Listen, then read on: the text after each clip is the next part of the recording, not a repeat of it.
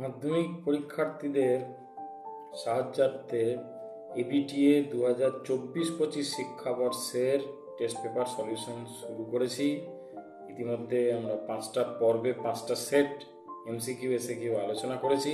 চলো আজকে 6th set অর্থাৎ পাতা নম্বর 159-এর এমসিকিউ এসএকিউ আলোচনা করব।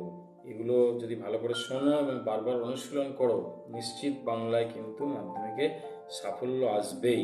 তো চলো আজকে 6 নম্বর সেট আমরা শুরু করি। 1-1 সে প্রায় কাঁদিয়া ফেলিয়াছিল। এখানে সে হলো কে? নদের চাঁদ, মানে ওই নিজের দেশের যে নদীটার কথা বলা হচ্ছিল, যখন ক্ষীণ শ্রোতা হয়ে গেছিল, তার এই করুণ অবস্থা থেকে কেঁদে ফেলেছিল নদের চাঁদ। অপশন গ। বিরাগীকে দেখে জগদীশ বাবুর দুই বিস্মিত চোখ হয়ে গিয়েছিল কি? অপলক, মানে চোখের পলক বা পাতা পড়ছিল না। অপশন খ। নতুন নতুন অমন হয়। নতুন নতুন কি হয়?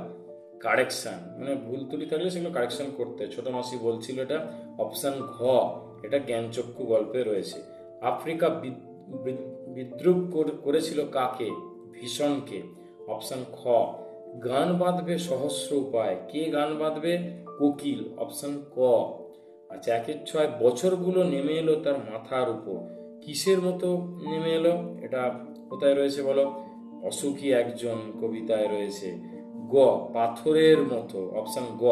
1-7 লেখক শ্রীকান্ত শৈশবে হোম টাস্ক করার জন্য ব্যবহার করতেন কি? অপশন ঘ, বাঁশের কলম।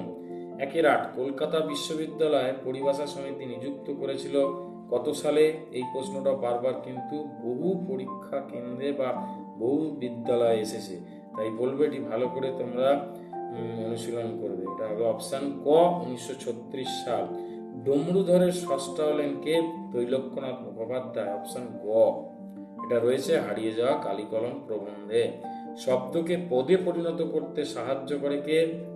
ক, অপশন বিভক্তি। বিভক্তি কাকে বলে এটাই ঘুরিয়ে দিয়েছে। 1-11 5 দিন নদীকে দেখা হয় নাই। চিহ্নিত পদটি কোন কারক? নদীকে তলায় দাগ দেওয়া আছে, কাকে দেখা হয়নি? নদীকে। তাহলে কাকে দিয়ে প্রশ্ন করে উত্তর আসছে? কর্মকারক। অপশন খ। 1-12 কোনটি তৎপুরুষ সমাসের শ্রেণীভুক্ত? তৎপুরুষ সমাস বিলাত ফেরত। অপশন গ, কারণ বিলাত থেকে ফেরত বা বিলাত হইতে ফেরত অপাদান তৎপুরুষ। 1-13 বহুব্রী সমাসে প্রাধান্য পায় কোনটা? তৃতীয় পদের অর্থ। বহুব্রীর সংজ্ঞাতেই বলা হচ্ছে যে সমাসে ক্ষেত্রে পূর্বপদ পরপদের অর্থ প্রাধান্য না পেয়ে অন্য কোনো তৃতীয় পদ বা ব্যক্তি বস্তু প্রাধান্য পায় তাকে বহুব্রী সমাস বলে। এখানে অপশন গ, তৃতীয় পদের অর্থ। 1-14 কোনটি বাক্য নির্মাণের শর্ত নয় বলেছে কিন্তু? যোগ্যতা বাক্য নির্মাণের শর্ত, আসক্তি আকাঙ্ক্ষা তিনটেই লাগে। অভিধা অপশন খ, এটা কিন্তু শর্ত নয়। 1-15 আমাদের মধ্যে যারা ওস্তাদ তারা ওই কালো জলে হর্তকি ঘসত। বাক্যটি কোন শ্রেণী? দেখো, যারা তারা এগুলো যোগ করছে, এগুলো হচ্ছে জটিল বাক্যের কিন্তু বৈশিষ্ট্য, তাই অপশন গ জটিল বাক্য। 1-16 ক্রিয়ার কর্ম প্রাধান্য পায় কোন বাচ্চে? ক্রিয়ার কর্মটাকে প্রাধান্য পাচ্ছে কর্মবাচ্য। অপশন গ। তিনি টিকিট কেনেননি, এটি কোন বাচ্চের উদাহরণ? না, কর্তৃবাচ্য। অপশন ক। যদি ভালো লাগে বন্ধুদের মধ্যে শেয়ার করো আর চ্যানেলটিকে অবশ্যই সাবস্ক্রাইব করো। চলো এবার আমরা এসএকিউ এর প্রশ্ন সলিউশন করি, সলভ করি। 2-1 এইবার সরে পড়ো, অন্যদিকে যাও। কে কাকে একথা বলেছিল? এটা বহুরূপী গল্পে রয়েছে। বাসের ড্রাইভার কাশীনাথ এটা বহুরূপী হরিদার উদ্দেশ্যে বলেছিল। হরিদা যখন পাগল সেজে চকের বাস স্ট্যান্ডে একটা হল্লা তৈরি করেছিল, সবাই সত্যি করে পাগল ভেবেছিল। কাশীনাথ ড্রাইভার তাকে প্রত্যেক দিন দেখে, তাই সে তাকে বলেছিল যে অনেক হয়েছে, এবার সরে পড়ো। চিঠি পকেটেই ছিল। কোন চিঠির কথা বলা হয়েছে? মানে দুদিন বৃষ্টি হচ্ছিল, তাই বাড়ি স্টেশন ঘরের বাইরে আমাদের নদের চাঁদ বেরোতে পারেনি। সেই দুদিন স্ত্রীর উদ্দেশ্যে 5 পাতার একটা চিঠি লিখেছিল, এখানে সেই চিঠির কথা বলা হচ্ছে। গিরিশ মহাপাত্রের ট্যাঙ্ক ও পকেট থেকে কি কি পাওয়া গিয়েছিল? একটা টাকা, গন্ডা 6 পয়সা, একটা বিড়ি, দেশলাই, একটা লোহার কম্পাস, কাঠের ফুট রুল আর একটা গাঁজার কলকে ইত্যাদি। আচ্ছা, পৃথিবীতে এমন অলৌকিক ঘটনাও ঘটে। অলৌকিক ঘটনাটা কি? তপনের লেখা গল্প পত্রিকায় সত্যি ছাপা হয়েছে। এই ঘটনাটাই অবিশ্বাস্য, তাই অলৌকিক ঘটনা বলা হয়েছে। আকাশ বাতাসও এই আওয়াজে মুখরিত হয়ে উঠল। কোন আওয়াজে? যখন গ্রাম প্রধান অমৃতের নাম অদল এবং ইসাবের নাম বদল দিল, তখন অমৃত ইসাব অদল বদল এই নামে মুখরিত হয়ে উঠল। দুয়ের দুয়ে হচ্ছে কবিতার পোর্শন থেকে প্রশ্ন আসে, 5টা দেয়, 4টে করতে হয়। এই প্রশ্নগুলো আলোচনা করি। আসছে নবীন। নবীন আসার কারণ কি? জীবন হারা অসুন্দরকে ছেদন করতে, অর্থাৎ প্রকৃত জীবন প্রতিষ্ঠা করতে। অস্ত্রের বিরুদ্ধে গান কবিতায় কবি হাত নাড়িয়ে কি তাড়ান? বুলেট তাড়ান। এতেক কহিয়া রাজা কি করলেন? যথা নিয়ম নীতি পালন করে গঙ্গাজল ছড়িয়ে ছিটিয়ে মেঘনাদ বা ইন্দ্রজিৎকে সেনাপতির পদে বরণ করলেন।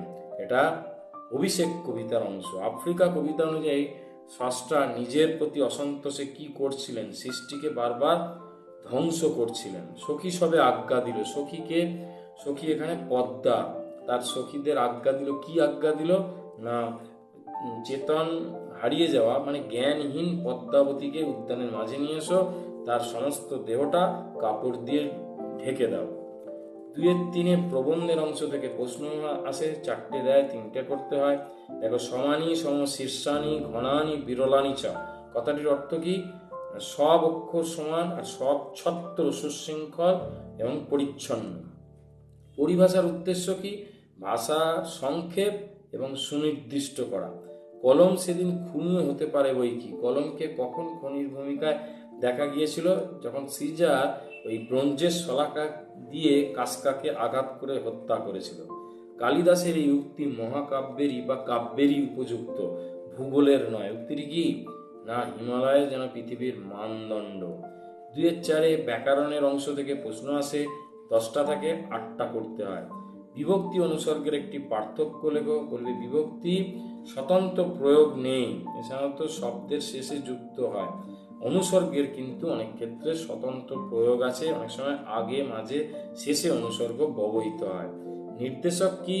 মানে যে বর্ণ বা বর্ণ সমষ্টির দ্বারা বচন নির্ধারিত হয় বা বচন প্রকাশিত হয় তাকে নির্দেশক বলে। যেমন টিটা, খানা, খানি, গুলি, গুলো, এগুলো। বাক্যাশ্রয়ী সমাসের একটি উদাহরণ দাও। রক্তদান শিবির, বসে আঁকো প্রতিযোগিতা, সবুজ বাঁচাও কমিটি প্রভৃতি। মৌমাছি শব্দটির ব্যাসবাক্য সহ সমাসের নাম লেখো। মৌ আশ্রিত মাছি মধ্য পদলোপী কর্মধারয়।